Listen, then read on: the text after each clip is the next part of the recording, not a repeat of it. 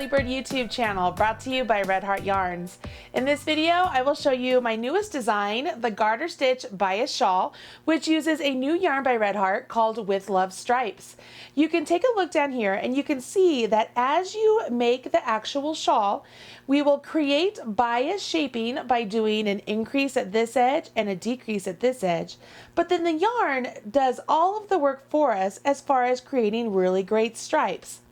This is a really fun pattern and a great way to really use up that new striped yarn that's on the market that everybody's going crazy for. You can find this pattern for free over on my website. You'll find the direct link right down there in the video description box below. And while you're down there, go ahead and smash that like button, as my kids say, to make sure I know that you enjoyed this video. Once you have the pattern, go ahead and grab some size 10 needles and some worsted weight yarn, and I will show you how to jump in with this really great pattern. This is a two-part video series, so make sure after you complete first part, you go and watch video 2 to see how you do the really special garter stitch bind off.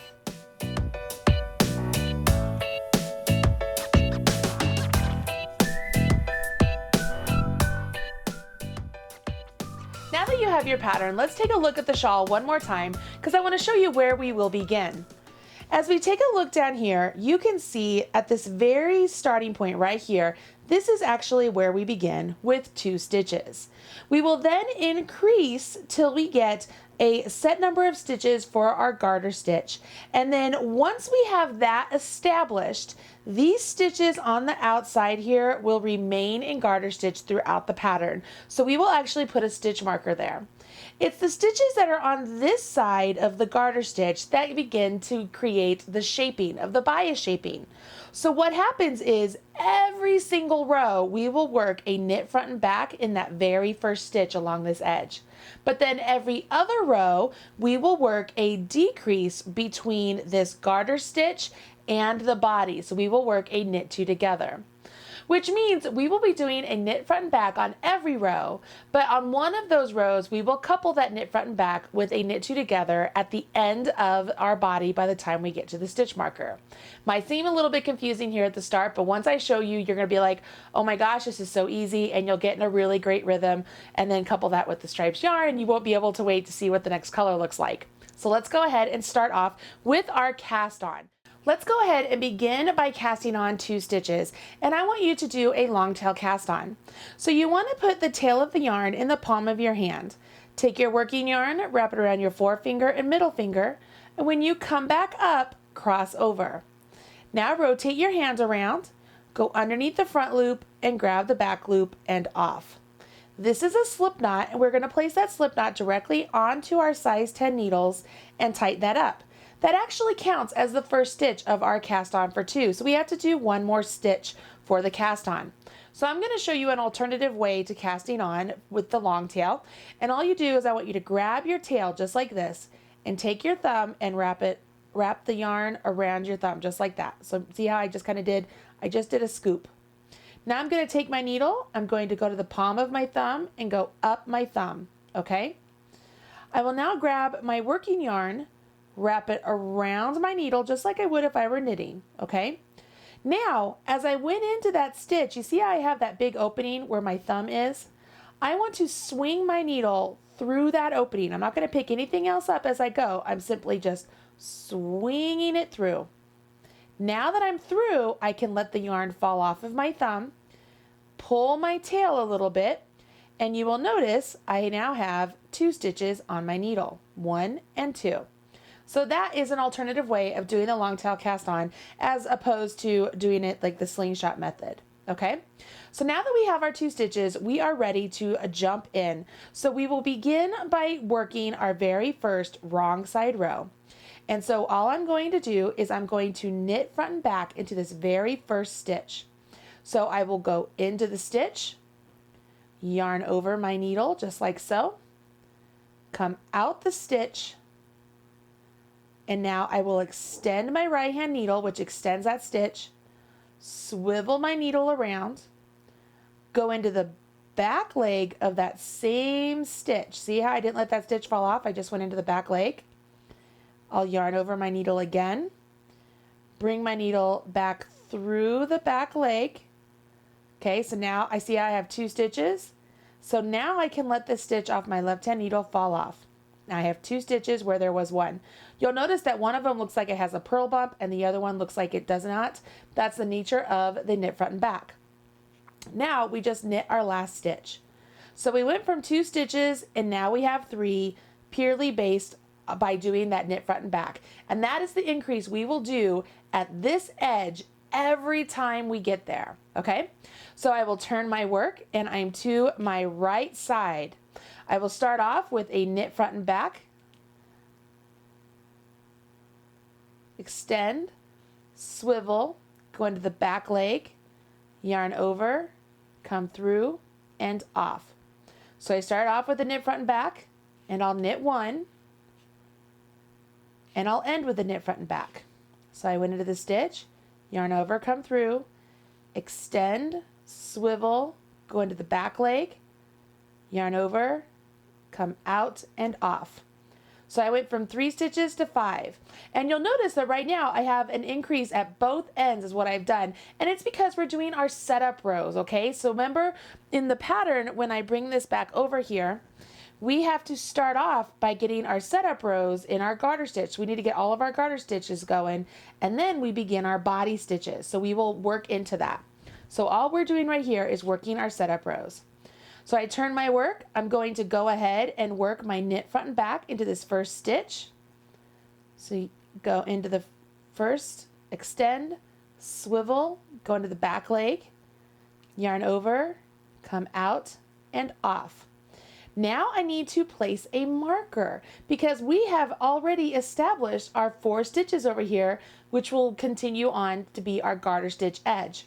So I'm going to grab a marker that I've actually made. You can find a link to how to create your own stitch markers right here on the Marley Bird YouTube channel. I'll put it right up there in that the little I button up there. I'll put it up there.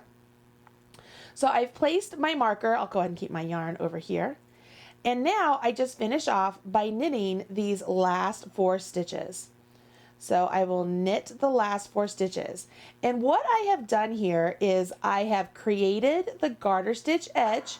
We started with 2 and we increased up to 5, and then on this particular row we now have 6 because I worked an increase down here, and then I have 4 stitches over here. And in that meantime, we've also placed our marker.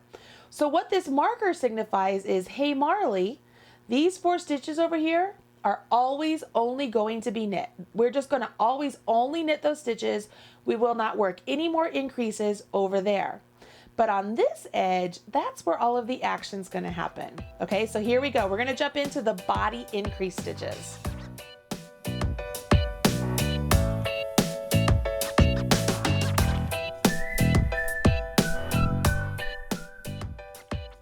I will turn my work and we will jump into the body increase stitches and the bias shaping at the same time.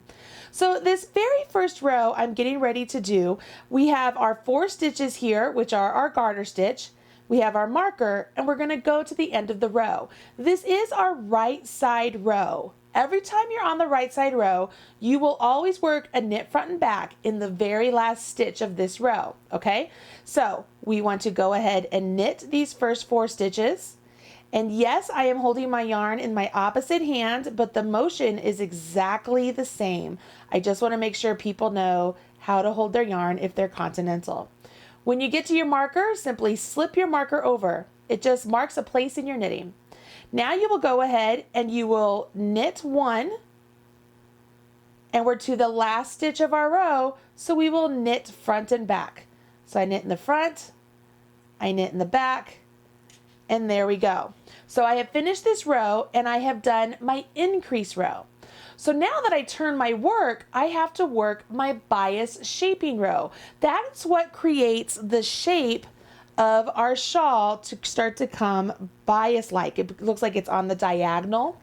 So in order to do that, we have to do an increase and a decrease, okay? So here we go.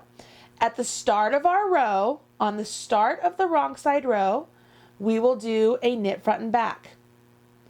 Knit in the front, knit in the back, and off. Now I have to knit across to 2 stitches before my marker, okay? So I'm already right here, right? I have 2 stitches before my marker, and I will do a knit 2 together. So I want to go ahead and I will go with my right hand needle into the second stitch over, go into the second stitch over and the first stitch. So I'm through both of them. And now I will simply knit them together. So I've knit 2 stitches together, okay? So what we've done is we worked an increase and a decrease, okay? So we still have the same number of stitches, but we've worked an increase coupled with a decrease. As we continue on doing this, that's what creates the bias shaping. Now I'm to my marker, I slip it, and I knit the last 4 stitches.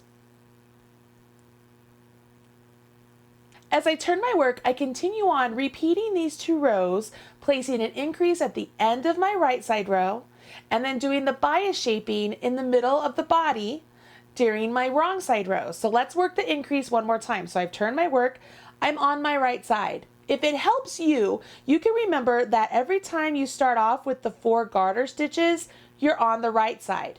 You can also go ahead and take a removable stitch marker, and you can go ahead and just tag the stitch marker onto the right side of your fabric. So that way you would know, hey, every time I get to this side and I see my removable stitch marker, I know I'm on the right side of the fabric. If you're interested, I also have a video to show how to make the removable stitch markers, but here we go. So I'm at the right side, I'm on my very first 4 knits. So I don't do any increase over here, it's gonna be at the end of my row. So I will knit 1, 2, 3, and 4, slip my marker, and then I continue on to the last stitch, and I will do a knit front and back. So into the front of the stitch, swivel around, back of the stitch, out and off. So I've worked an increase. So now I have 1 more stitch. I turn my work, and I'm on the wrong side row, and there's 2 ways I know I'm on the wrong side row. 1, my garter stitches that for my edge are over here. 2, my stitch marker, see how I don't see it because I'm on my wrong side row? So I know I'm on the wrong side. When I'm on the wrong side, I know that I begin with a knit front and back. So I will begin with a knit front and back, and then I will just knit across until I get to the 2 stitches before my marker, and I knit 2 together. So I knit those 2 stitches together. Okay, then I slip my marker and I continue on knitting. Does that make sense? I'm going to go ahead, I'm going to pull in one that I have been working on, the sample that I showed you. I pull this over and I want to show you, even though I'm much further along on this one, you will know exactly which row I'm on from the minute I pick up my needles and we take a look at where we are in position. So as we look down here at my needles, I can automatically see, okay, I'm looking at my needles and I don't see a stitch marker after my first 4 rows, right? So that's my first indicator that I am on a wrong side row, which means I need to do bias shaping this row. So if I'm going to do bias shaping this row, I will go ahead and I will work my knit front and back here at the beginning, knit in the front of the stitch, swivel around into the back of the stitch. Now I have a lot more stitches to go between, right? A lot more stitches before I get to the last 2 stitches before my marker. So let's go ahead and knit down to those last 2 stitches.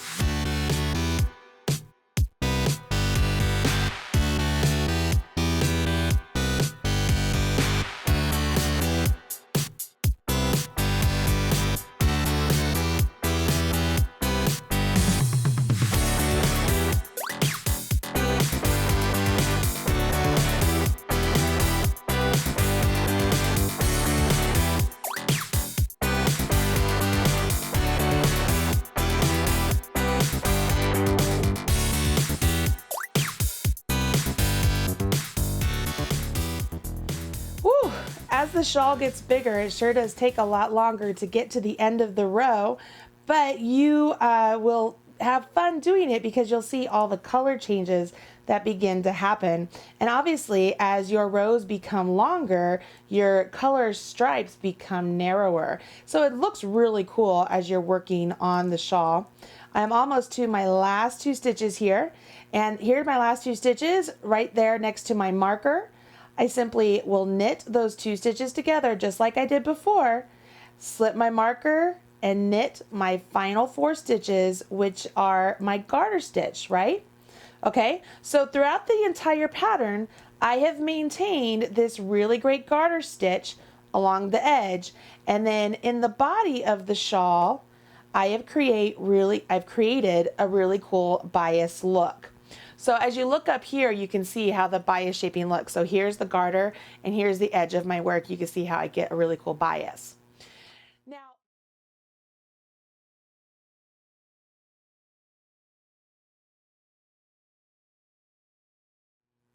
once you get the body as long as you want it to be, it really doesn't matter how many stitches you do or how long you want your shawl to be. You just keep going. You could do as many as 3 balls of yarn like I did on the sample, or maybe you want to make it extra long and you continue to do more and more. It really doesn't matter. The trick here is that when we get to the end, I want our final bind off stitches to look very similar to the garter stitches that we have on these 4 stitches. So that's where we are going to do a really unique garter stitch bind off, where we create this really cool garter stitch so that the ending, the last row of our work, actually will resemble the first 4 stitches of our shawl. It looks really cool, and I will show you how to do it in video 2. So go ahead, get cast on for this shawl, work it up to the point where you're ready to bind off, and join me over at video 2, and I'll show you how to do this really great bind off. In the meantime, make sure you smash that like button, and I'll talk to you soon. Good luck, everybody.